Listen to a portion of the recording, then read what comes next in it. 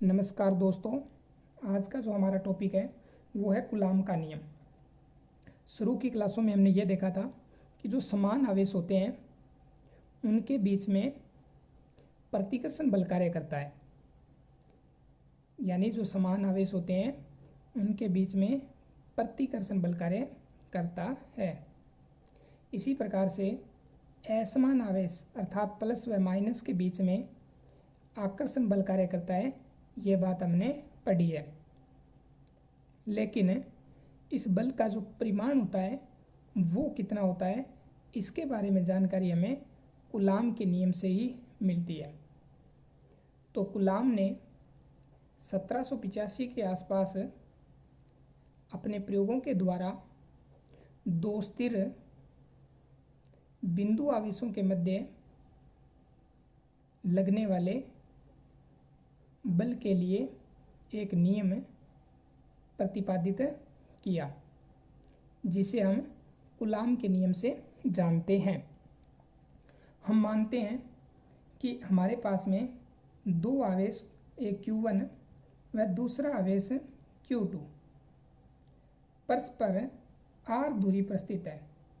तो कूलाम नियम के अनुसार इन पर जो लगने वाला बल होता है आकर्षण अथवा प्रतिकर्षण का, अगर ये दोनों समान है तो प्रतिकर्षण बल कार्य करेगा, और अगर ये दोनों आवेश असमान है, जैसे एक प्लस और दूसरा माइनस का है, तो आकर्षण बल कार्य करेगा। तो लगने वाले जो बल का मान है, जो परिमाण है, वो समानुपाती होता है दोनों आवेशों के गुणा के तथा बीच की दूरी के वर्ग के व्युत्क्रमानुपाती होता है। दूरी के वर्ग के व्युत्क्रमानुपाती होने के कारण हम ऐसा भी कह सकते हैं कि जो कूलाम का नियम है वो व्युत्क्रम वर्ग के नियम का पालन करता है। ये समीकरण नंबर 1 है और ये समीकरण नंबर 2 है। इन दोनों समीकरणों के द्वारा हम समीकरण 1 व समीकरण 2 से हम एक संयुक्त संबंध बना सकते हैं, और वो ये बनेगा F समानुपाती Q1 Q2 और व्युत्क्रमानुपाती r का स्क्वायर। जब भी कोई भी समानुपाती का चिन्ह हटता है तो एक कांस्टेंट राशि आती है, और यहाँ पर जो कांस्टेंट आता है वो k आता है, Q1 Q2 बटा में r स्क्वायर। अब हम इस k का मात्रक और मान याद करते हैं और इसको समीकरण नंबर 3 मान लेते हैं। k का मात्रक याद करने के लिए, यानी अब हम k का मात्रक याद करते हैं, और k का मात्रक याद करने के लिए हम पक्षांतरण करके k को एक तरफ कर लेते हैं। तो k बराबर F r square Q1 Q2। F का जो मात्रक बल है, बल का मात्रक न्यूटन होता है, दूरी का मात्रक r दूरी है, इसलिए दूरी का मात्रक SI मात्रक मीटर होता है, लेकिन वर्ग होने के कारण मीटर का स्क्वायर, और आवेश का मात्रक कूलाम होता है, लेकिन आवेश Q1 भी आवेश है, Q2 भी आवेश है, इसलिए कूलाम का स्क्वायर। जब भी हमें किसी भी भौतिक राशि का मात्रक याद करना होता है तो हम पक्षांतरण करके अन्य भौतिक राशियों को एक तरफ कर लेते हैं और उनके अंदर SI मात्रक सबके रख देते हैं, तो हमें उस भौतिक राशि का मात्रक प्राप्त हो जाता है। अब हम k के मान की बात करते हैं। तो जो k का मान होता है वो 9 इंटू 10 की पावर 9, और ये इसका मात्रक हो जाएगा न्यूटन है, मीटर स्क्वायर बटा में कूलाम स्क्वायर। एक इसका मान और भी होता है 1/4 पाई एप्साइलन नोट। अब हम यहाँ पर बात करते हैं कि जो एप्साइलन नोट है वो क्या है। तो एप्साइलन जो नोट है वो है निर्वात अथवा वायु की विद्युतशीलता। एप्साइलन नोट निर्वात अथवा वायु की विद्युतशीलता होती है। अब हम इस विद्युतशीलता का मात्रक याद करते हैं। तो आपके पास में k का जो वैल्यू थी वो 1/4 पाई एप्साइलन नोट थी। तो एप्साइलन नोट को हम पक्षांतरण के द्वारा एक तरफ लेके आएंगे, तो 1/4 पाई k हो जाएगा। तो 4 पाई कांस्टेंट है, और जो k का मात्रक होगा उसका व्युत्क्रम एप्सिलॉन नॉट का मात्रक होगा। तो के का मात्रक आपके पास है न्यूटन मीटर स्क्वायर और नीचे तीसरी पोजीशन वाला ऊपर आ जाएगा तो कूलाम स्क्वायर। तो एप्सिलॉन नॉट का मात्रक हो गया coulomb square newton metre square. अब हम बात करते हैं कि जो एप्सिलॉन नॉट है इसका मान कितना होता है। तो एप्सिलॉन नॉट का जो मान है वो होता है 8.85 इंटू 10⁻⁻12 और मात्रक इसका है कूलाम का स्क्वायर न्यूटन और मीटर स्क्वायर। इस प्रकार से हम समीकरण 3 को ऐसा भी लिख सकते हैं F बराबर यहाँ पर K है और इस K के स्थान पर हम लिख सकते हैं 1/4 पाई एप्सिलॉन नॉट और Q1 Q2 बटा में R का स्क्वायर। ये जो बल कार्य कर रहा है दो बिंदु आवेशों के बीच में जो R दूरी पर है वो निर्वात में है, क्योंकि एप्सिलॉन नॉट है वो निर्वात की विद्युतशीलता है। तो ये निर्वात अथवा वायु के बीच में कार्य करने वाला बल है। अगर किसी माध्यम की बात करेंगे तो माध्यम के अंदर यहाँ पर जो विद्युतशीलता आएगी वो माध्यम की आ जाएगी 4 पाई एप्सिलॉन m और Q1 बटा में Q2 Q1 गुणा में Q2 बटा में R स्क्वायर। तो ये जो बल कार्य कर रहा है वो माध्यम में कर रहा है और जिसकी विद्युतशीलता है वो एप्सिलॉन m है। ये समीकरण अपने 4 नंबर मान लेते हैं और ये जो समीकरण बनी है वो 5 मान लेते हैं। जो आपके पास में समीकरण 4 है वो निर्वात में कार्य करने वाला बल है, इसलिए इसे F नॉट नाम दे देते हैं और ये माध्यम में है इसलिए इसे FM हम नाम दे देते हैं। अब जो समीकरण 4 और समीकरण अपने 5 बनी थी उसको हल करते हैं। तो समीकरण 4 व 5 से समीकरण 4 आपके पास थी F नॉट बराबर 4 pi epsilon not Q1 Q2 बटा में R स्क्वायर और समीकरण जो 5 थी वो आपके पास थी 1/4 pi epsilon m Q1 Q2 और बटा में R स्क्वायर। जब हम इन समीकरणों को हल करते हैं और एक रिलेशन बनाते हैं तो हम समीकरण जो 4 थी उसमें 5 का भाग दे देते हैं। तो समीकरण 4 भाग 5 से तो आपके पास आएगा निर्वात में कार्य करने वाला बल बटा में माध्यम में कार्य करने वाला बल। अब यहाँ पर ये राशि Q1 Q2 इसमें भी है और इसमें भी है और R स्क्वायर इसमें भी है इसमें भी है। तो जब भाग देंगे तो ये पूरी राशि इस पूरी राशि से कट जाएगा और 4 पाई से 4 पाई कट जाएगा। तो एक प्रकार से एप्सिलॉन 0 नोट है वो नीचे आएगा और एप्सिलॉन m भाग देने के बाद में ऊपर आएगा। तो ये एक इम्पोर्टेंट रिलेशन बनता है। अब हम बात करते हैं कि जो एप्सिलॉन 0 था या एप्सिलॉन जो नोट था उसकी विमा याद करते हैं। एप्सिलॉन नोट की विमा, तो जब भी हम किसी भी भौतिक राशि की विमा याद करते हैं तो उसके लिए हमें मात्रक की आवश्यकता पड़ती है और एप्सिलॉन नोट का जो मात्रक था वो था आपके पास में कूलाम स्क्वायर बटा में न्यूटन मीटर स्क्वायर। तो जब भी हम भौतिक राशि की विमा याद करते हैं तो हमें उसको भौतिकी की जो मूल 7 राशियाँ हैं उनके अंदर उसको विभाजित करना पड़ता है, यानी उस पूरे फॉर्मूले को उन 7 राशियों में लेकर हमें आना पड़ता है।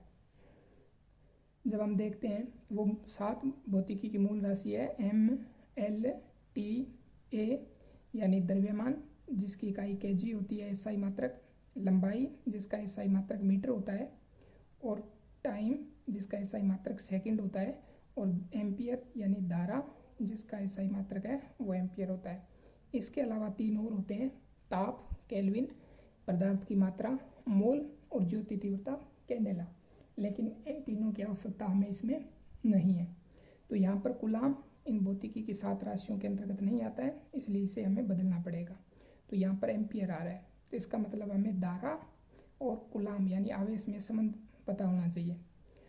तो आई बराबर हमें पता है Q/T होता है, अर्थात आवेशों के प्रवाह की दर को हम धारा कहते हैं। तो जब हम इसका पक्षांतरण करेंगे तो Q बराबर I और T आ जाएगा। तो Q का जो मात्रक होता है वो कूलाम और जो I का मात्रक होता है वो एम्पियर और जो समय का मात्रक होता है वो सेकंड। इसलिए हम इस कूलाम के स्थान पर एम्पियर का स्क्वायर, क्योंकि वर्ग है इसलिए, और सेकंड इसलिए यहाँ पर भी सेकंड का स्क्वायर लिख सकते हैं। ये जो दोनों मात्रक है वो 7 राशियों के अंतर्गत आ रहे हैं, जैसे एम्पियर ये रहा और सेकंड ये रहा। अब हमें बदलना है न्यूटन को, तो हम बात करते हैं F बराबर m में होता है। हमें इनको न्यूटन को भी 7 जो राशि हैं उसके अंदर लेके आना है, बदलना है। तो जो द्रव्यमान है उसका मात्रक kg होता है और जो त्वरण होता है ये, इसका मात्रक होता है मीटर प्रति सेकंड स्क्वायर और ये न्यूटन। तो इसका मतलब न्यूटन बराबर हम लिख सकते हैं kg मीटर प्रति सेकंड स्क्वायर, यानी ये जो पावर नीचे है माइनस में, ऊपर आएगी तो प्लस की हो जाएगी। तो आपके पास में बनेगा एम्पियर का स्क्वायर, 2 पावर यहाँ पर पहले से ही है और 2 और आ जाएगी तो सेकंड की पावर हो जाएगी 4 और बटा में आएगा kg और यहाँ पर मीटर है इसलिए मीटर आ जाएगा। अब हम इसकी विमा लिख सकते हैं। तो जब हम इसकी विमा लिखेंगे तो आपके पास सबसे पहले m यानी मास, यहाँ पर 1 पावर है इसकी, जब नीचे है तो जब नीचे जो भी होता है भाग में तो उसकी जो पावर लगती है वो माइनस में लगेगी, तो यहाँ पर आ जाएगा -1। और उसके बाद में L, तो जब L की बात करते हैं तो आपके पास मीटर स्क्वायर यहाँ पर था, इसलिए यहाँ पर भी गुणा में आएगा मीटर स्क्वायर और यहाँ पर भी आएगा, इसलिए मीटर की पावर 3 हो जाएगी, लेकिन नीचे है इसलिए पावर आएगी माइनस में। T यानी समय सेकंड की पावर 4 है, इसलिए 4 भाग से ऊपर है, जो ऊपर जो संख्या होती है उसकी पावर है वो प्लस में आती है। एम्पियर की पावर है 2, तो ये एप्सिलॉन नॉट की विमा हो जाएगी। इस प्रकार से हम किसी भी भौतिक राशि की मात्रक अगर हमें पता है तो हम उसकी विमा याद कर सकते हैं। अब हम एक छोटा सा टॉपिक प्रावैद्युतांक को पढ़ेंगे। इसको हम आपेक्षिक विद्युतशीलता अथवा विशिष्ट प्रावैद्युता भी कहते हैं और इसे सामान्यतः एप्सिलॉन r से हम प्रदर्शित करते हैं। तो कूलाम ने 2 आवेशों के बीच में समान परिमाण के 2 आवेशों को लेते हुए और दूरी को नियत रखते हुए, यानी दोनों आवेशों के बीच में दूरी को नियत रखते हुए, जैसे ये Q1 और Q2 आवेश है, इसके बीच की जो दूरी r है, इसका मान जब निर्वात में याद किया, इनके बीच में लगने वाले बल का जो मान है वो कूलाम ने अपने नियम के द्वारा निर्वात में याद किया अथवा वायु में प्राप्त किया, तो ये जो इन दोनों के बीच में लगने वाला बल था वो सर्वाधिक था।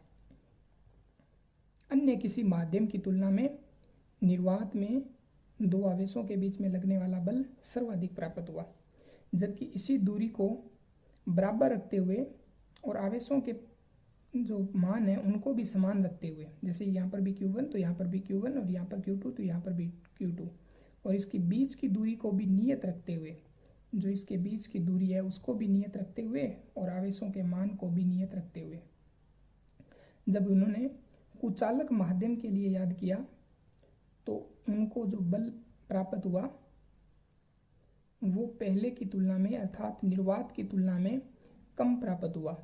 जो निर्वात में बल प्राप्त हुआ था उसकी तुलना में कम प्राप्त हुआ, जबकि उन्होंने सुचालक माध्यम के लिए याद किया अर्थात 2 समान आवेशों के बीच में दूरी को नियत रखते हुए, जब उन्होंने सुचालक माध्यम जैसे धातु के लिए याद किया तो उन्हें ये जो बल है वो 0 प्राप्त हुआ। ये जो बल आकर्षण अथवा प्रतिकर्षण का जो भी बल है वो उन्हें 0 प्राप्त हुआ। तो इसके आधार पर कूलाम ने प्रावैद्युतांक को परिभाषित किया और उनके अनुसार प्रावैद्युतांक किसी भी माध्यम का एक नियतांक होता है और उनके अनुसार किसी भी माध्यम की उपस्थिति में आवेश के मध्य जो बल है वो निर्वात की तुलना में जितना गुना हमें कम प्राप्त होता है उसे उस माध्यम का प्रावैद्युतांक कहते हैं। ध्यान से परिभाषा सुनना। माध्यम की उपस्थिति में आवेशों के मध्य लगने वाला बल निर्वात की तुलना में जितने गुना कम प्राप्त होता है, तो अपने को पता है निर्वात में सबसे ज़्यादा बल प्राप्त होता है, इसलिए यहाँ पर निर्वात में कार्य करने वाला बल और माध्यम में हमें कम प्राप्त होगा। कुचालक माध्यम है तो हमें कम प्राप्त होगा और सुचालक माध्यम है तो शून्य प्राप्त होगा हमें। तो माध्यम में कार्य करने वाला बल, किसी भी माध्यम की उपस्थिति में आवेशों के मध्य जो बल है वो निर्वात की तुलना में जितना गुना कम प्राप्त होता है उसे उस माध्यम का प्रावैद्युतांक कहते हैं। तो अपने एक संबंध अभी बना के आए थे, एफ नोट बटा में एफ एम, और यहाँ पर अपने बनाया था एप्साइलन एम और बटा में एप्साइलन नोट। तो अपने इसके बराबर ये भी लिख सकते हैं एप्साइलन एम और एप्साइलन नोट। अर्थात अपने ऐसा कह सकते हैं एप्साइलन आर बराबर एप्साइलन एम और एप्साइलन नोट। तो किसी भी माध्यम की जो विद्युतशीलता होती है वो निर्वात की विद्युतशीलता और प्रावैद्युतांक का गुना होता है। अर्थात हम ऐसा कह सकते हैं किसी भी माध्यम की जो विद्युतशीलता है वो निर्वात की विद्युतशीलता का एप्साइलन आर गुना होता है। अब हम एक संबंध बनाते हैं। हमने देखा था कि जो माध्यम में बल कार्य करता है वो F बराबर 1/4 पाई एप्साइलन एम और Q1 Q2 और बटा में R का स्क्वायर, ये माध्यम में कार्य करने वाला बल था जो हमने पीछे पढ़ा था। तो एप्साइलन एम का मान हम इससे इस समीकरण में रखते हैं तो आपके पास प्राप्त होगा 1/4 pi epsilon note epsilon are Q1 Q2 बटा में R का स्क्वायर। अब ये जो इतना बल है 1/4 pi epsilon note Q1 Q2 और बटा में जो R स्क्वायर है ये निर्वात में कार्य करने वाला बल है। तो आपके पास रिलेशन बनेगा F0 यानी निर्वात में कार्य करने वाला बल और एक राशि बच गई एप्साइलन R। अर्थात माध्यम में एप्साइलन आर का मान जितना ज़्यादा होगा उस माध्यम में बल का मान उतना ही कम होगा, क्योंकि ये जो संबंध है वो व्युत्क्रमानुपाती का है। अब हम यहाँ पर कुछ प्रावैद्युतांक याद करते हैं। जैसे वायु के लिए इसका जो मान होता है वो 1.00059 होता है। और अगर हम बात करें निर्वात की तो निर्वात का जो मान होता है एप्साइलन आर का वो 1 होता है। तो ये जो मान है वो लगभग बराबर ही है, इसलिए हम वायु और निर्वात एक ही कंडीशन में पढ़ते हैं। और अब जब बात हम करेंगे सुचालक के लिए, कोई भी धातु है सोना चांदी, तो उनके लिए जो इसका मान होता है वो अनंत होता है। आज की क्लास में इतना ही, फिर मिलते हैं एक नए टॉपिक के साथ। धन्यवाद।